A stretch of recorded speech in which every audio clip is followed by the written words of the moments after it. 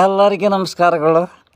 ಇವತ್ತಿನ ದಿನ ಈ ವಿಡಿಯೋ ಮಾಡಲಿಕ್ಕೆ ವಿಶೇಷವಾಗಿರ್ತಕ್ಕಂಥ ಕಾರಣ ಏನಪ್ಪ ಅಂತಂದ್ರೆ, ಇದು ಯುಗಾದಿ ಹಬ್ಬದ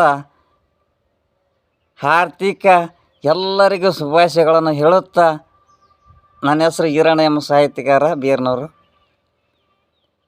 ಈಗಾಗಲೇ ಕೆಲವೊಂದು ವಿಡಿಯೋಗಳಲ್ಲಿ ವಿಕಲಚೇತನ ಕಲಾವಿದರ ಬಗ್ಗೆ ನಾನು ಮಾತಾಡಿರ್ತೀನಿ.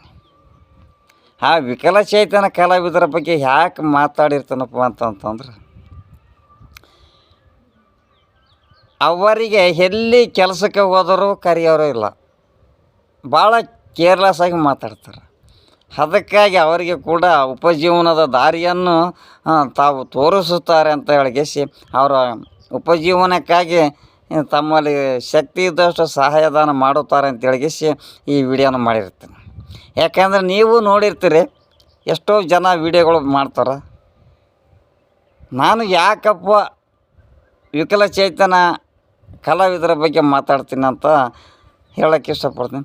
ಬರೀ ಬೆಳೆದಿರ್ತಕ್ಕಂಥ ಕಲಾವಿದರನ್ನು ಬೆಳೆಸ್ತಾ ಇದ್ರಿ, ಅವರನ್ನು ಮರೆಯಬೇಡಿ.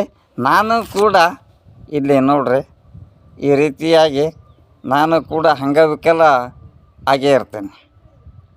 ನನಗೂ ಕೂಡ ಸುಮಾರು ಒಂದು 25-30 ವರ್ಷ ಹಿಂದಗಡೆ ಬೆಂಗಳೂರು ನಗರದಲ್ಲಿ ಕಿವಿಗೆ ಕೂಡ ಆಪ್ರೇಷನ್ ಆಗಿರ್ತದೆ. ನಾವು ಎಲ್ಲೇ ಹೋದರೂ ಇಂಥ ಕೈಯನ್ನು ಇಟ್ಟುಕೊಂಡು ಕೆಲಸಕ್ಕೆ ಹೋದರೆ ಯಾರು ನಮ್ಗೆ ಎಷ್ಟು ಕಷ್ಟ ಬಿದ್ದು ಕೆಲಸ ಮಾಡಿದರೂ ಕೂಡ ನಮಗೆ ಗೌರವ ಸ್ಥಾನಗಳು ಇಲ್ಲ. ಏಕೆಂದರೆ ಮೈಗಳರಲ್ಲ, ಕಳ್ಳರಲ್ಲ, ಸುಳ್ಳರಲ್ಲ.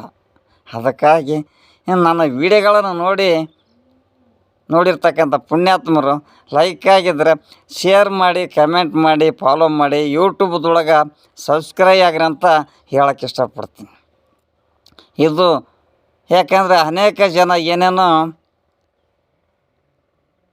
ಸಮಾಜಕ್ಕಾಗಿ ಜಾರಿಗೆ ತಂದಿರ್ತಾರೆ.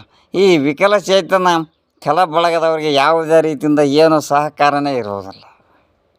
ನೋಡ್ರಿ, ಒಂದು ಸಾರಿ ಪುಟ್ಟರಾಜ ಗವಾಯಿಯ ಮಠಕ್ಕೆ ಹೋಗಿ ಗದಗಿನ ಇರ್ತಕ್ಕಂಥ ಅಲ್ಲಿ ಯಾವ ರೀತಿಯಿಂದ ಇರ್ತಾರೆ, ಅದೇ ರೀತಿಯಾಗಿ ವಿಕಲಚೇತನ ಕಲಾವಿದರು ಅನೇಕ ಊರುಗಳಲ್ಲಿ ತಾಲೂಕು ಮಟ್ಟದಲ್ಲಿ ಕಣ್ಣು ಇಲ್ಲದವರು ಟ್ರ್ಯಾಕಿಗೆ, ಟೂನ್ಸಿಗೆ ಯಾವ ರೀತಿಯಿಂದ ಆರ್ಕೇಸಿ ಕಲಾವನ್ನು ತೋರಿಸಿ ಜನಗಳಿಗೆ ಮನೋರಂಜನೆ ಕೊಡ್ತಾರೆ.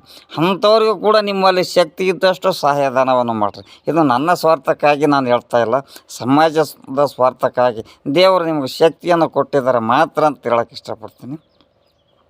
ಹೇಳುತ್ತಾ ಈ ವಿಡಿಯೋನು ಇಲ್ಲಿಗೆ ಮುಗಿಸ್ತಾ ಇದ್ದೀನಿ. ಯಾಕೆಂದರೆ ಇನ್ನು ಅನೇಕ ರೀತಿಯಿಂದ ವಿಡಿಯೋಗಳು ಕೂಡ ಬಿಟ್ಟಿದ್ದೀನಿ.